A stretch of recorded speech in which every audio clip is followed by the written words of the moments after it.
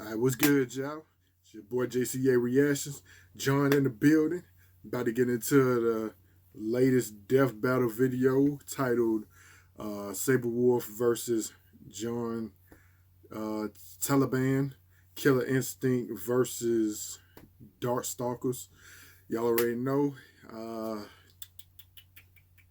Well, actually, y'all don't know because I don't know who I'm signed with myself. So let me just go ahead and skip the formality. Y'all know how I do.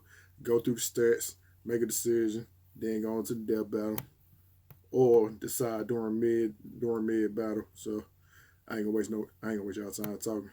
On a tight schedule today, so gonna get to it. Without further ado, I'm about to get out this content strictly from me to you. Let's get it. Sir Thomas Browne once said, "Every man is his own greatest enemy, and as it were, his own execution." For many, every day is a struggle to restrain the beast within. Or else you might turn into a big old honking werewolf. Such as Saborwolf, the savage wolf man of killer instinct. And Jon Taliban, the kung fu canine darkstalker. He's Wiz and I'm Boomstick. And it's our job to analyze their weapons, armor, and skills to find out who would win a death battle.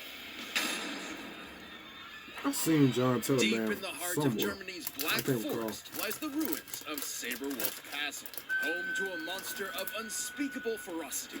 I mean, duh, it's called Saborwolf Castle. What else do you expect? But that monster used to be a man, Baron Conrad von Saborwolf. Once an aristocrat of wealth and status, his life would drastically change the day he discovered a secret laboratory deep within the castle's bowels. He stumbled onto a treasure trove of monster-hunting weapons and relics straight out of his family's secret history, including a mysterious large claw, which he accidentally cut himself on. Upon the light of the next full moon, the Baron transformed into a vampire! No, a werewolf. This is the werewolf episode. Come on, Wiz. Spooky castle in the middle of nowhere, a weird cursed artifact. He's got Vaughn in his name. This is totally a vampire backstory. Now, that's for next year. On that night, Baron Saborwolf became a bloodthirsty beast. You know, the name really screwed him from the start there.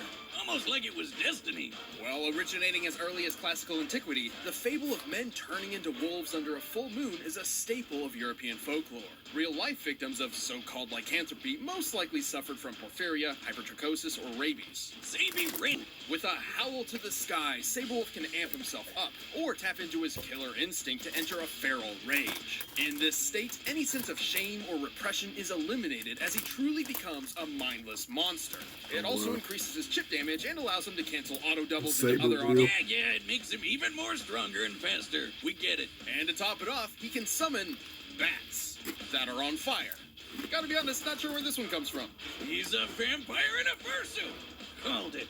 After a night of painting the town red with blood, Saborwolf awoke to the Paint the nightmare town that would red. be the rest of his life. Yeah, he wasn't sounds so exactly a dicey. fan of the whole werewolf It just sound like so he did anything normal he could trap to stop song. being a full moon furry. But science and magic couldn't cut it. He descended into madness, but eventually found a possible savior. Your friendly neighborhood soul-crushing megacorporation, Ultratech. AKA Evil Walmart. Or just Walmart. Ultratech promised Saborwolf a cure for his lycanthropy.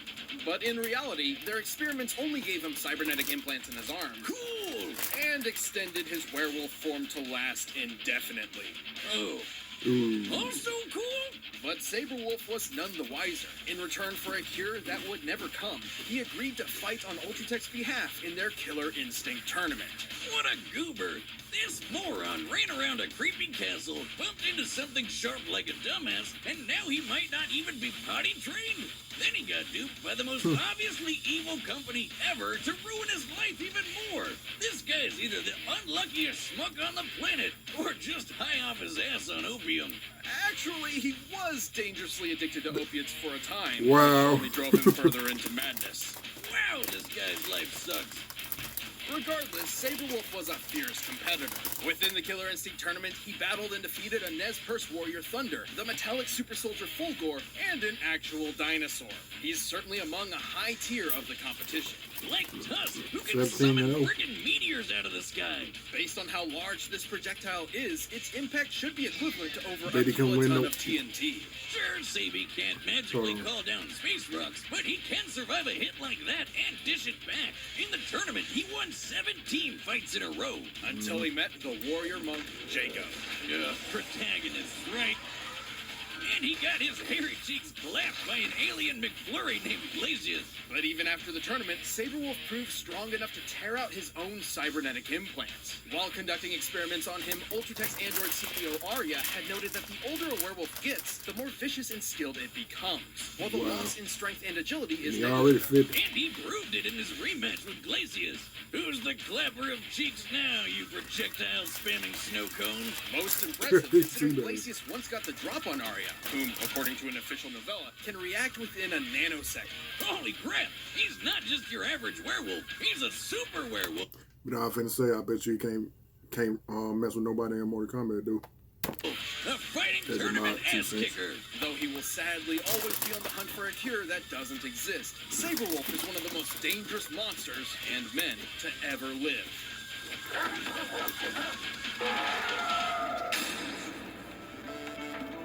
Welcome to the demon realm of Makai, a dimension inhabited by powerful beings known as Darkstalkers. Basically, your classic Hollywood movie monsters mixed with anime powers. Makai is ruled by several noble clans, including the Kroots, a family of beasts, Like werewolves. including one prominent member, Baraba the Wolf Lord, who had a son named Galen.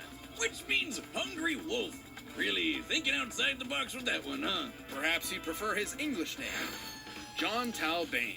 Yeah, but his Taliban. dad is named a freaking Wolf Lord. That's so awesome it almost makes me forget he's a total deadbeat. Just like my dad. Wow. Did I say that out loud? Things got worse. One of the Wolf Lord's enemies, the Demon Jeddah, sent an assassin to kill Jon's mother. Dick move. Moms are off limits. Now a werewolf and an orphan, John grew That's up what pretty they claim. pissed off at just about everything. Especially the humans that hunted him when he transformed. In the light of a full moon, Jon can't help but embrace his Kroot's heritage. And under a red blood moon, he risks losing all sense of self and becoming a ravenous beast. Jon's story was about the same as any werewolves until he happened upon a man who was also half monster and who defeated Jon in combat. With martial arts.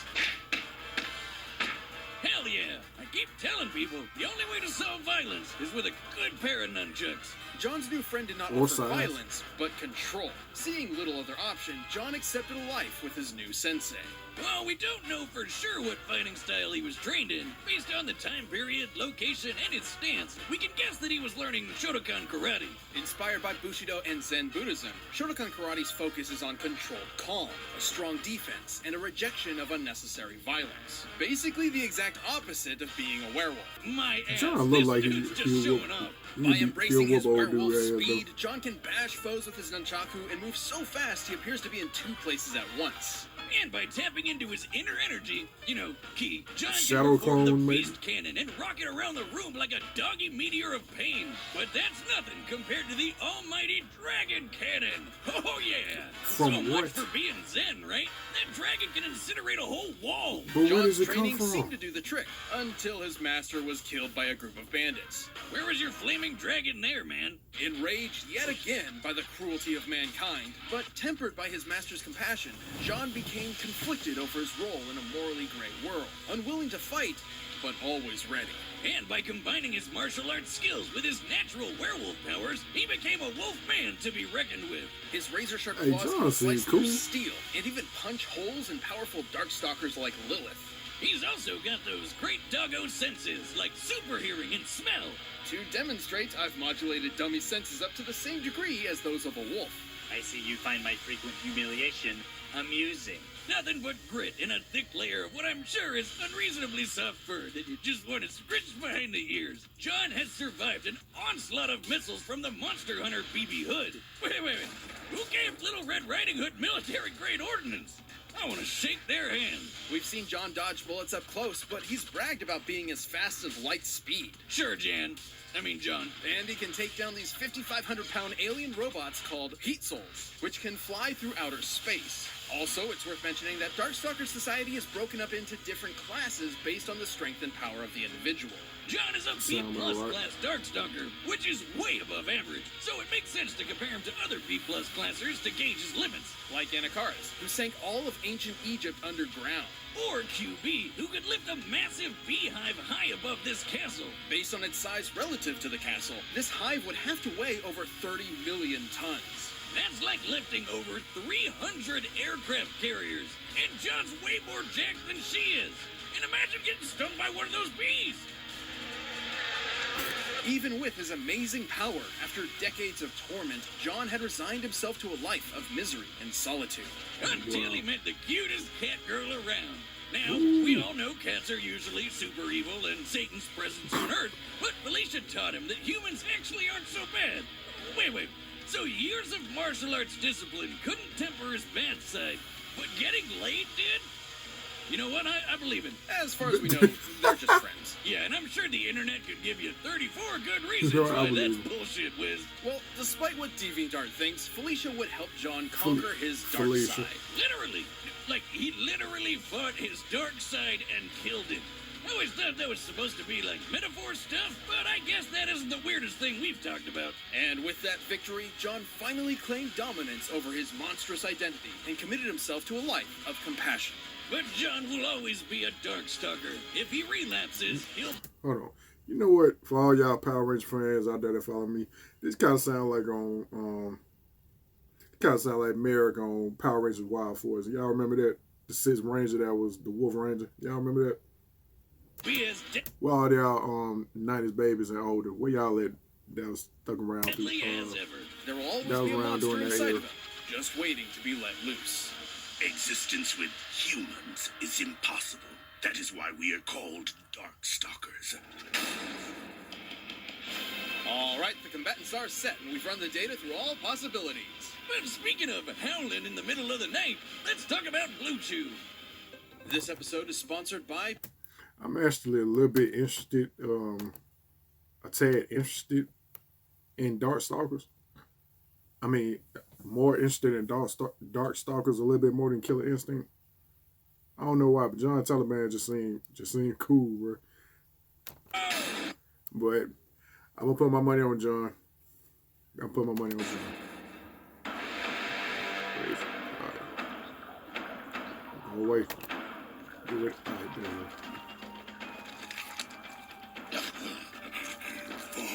Forgive me. I have no forgiveness left. His mouth go open all the way.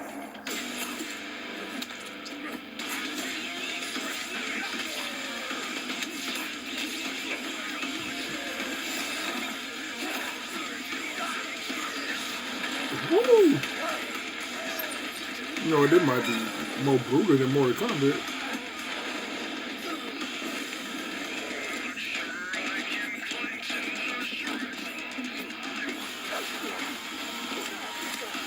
Come on, Jon.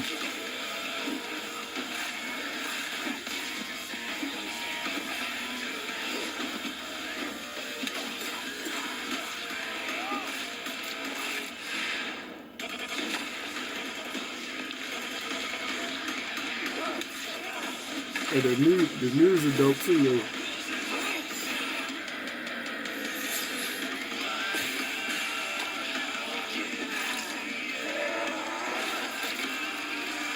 Shut the door!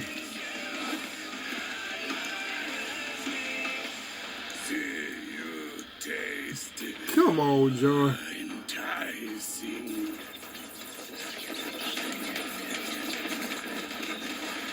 Okay, that makes a little bit more sense. Using the bat as shuriken.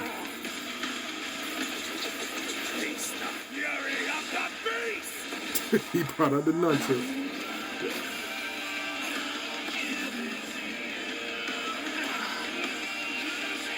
Yeah, that's what I'm talking about. What song is this? Somebody let me know. Not now. See? He said his mouth go again. Handle your business, boy.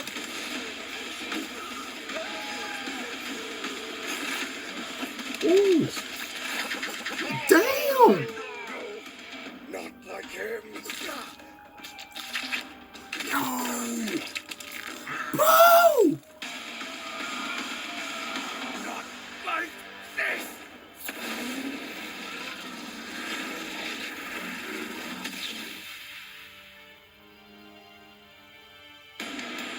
I know, monster, but tonight I'll make an exception.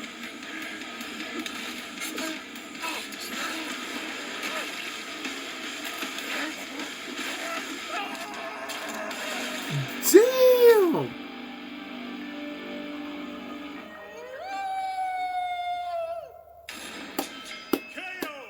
Wiz, Hey, I think I need to see a therapist to tell them hey, how Jon awesome Taliban that a was. beast. Saborwolf was a ferocious Can foe, we get but him Jon on had a lot Smash going Brothers? for him in most regards. For instance, Jon was trained in genuine martial arts and practiced them for decades, while Saborwolf relied entirely on instinct. You mean killer instinct?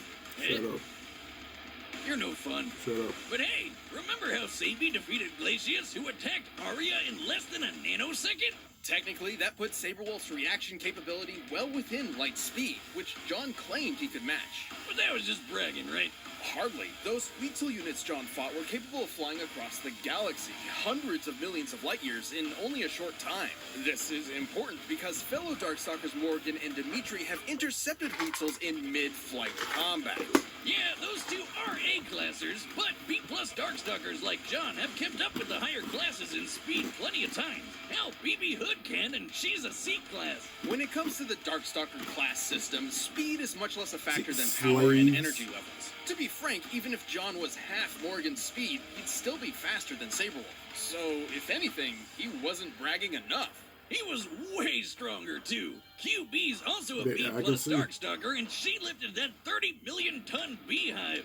Way more than anything Saborwolf can pull off. And when it came to ranged options, I think a Flaming Inferno Key Dragon beats out a lone discount fire bat any day. Yeah, While his I application go is with that. different, we can gauge But they the still level ain't of explaining heat where the Jon hell has it at come his from. disposal by factoring Anakaris sinking all of Egypt. So the only logical thing to do was measure the total weight of ancient Egypt. No, really. We did that. Most buildings in the period were made of clay bricks and about 4.3 meters tall.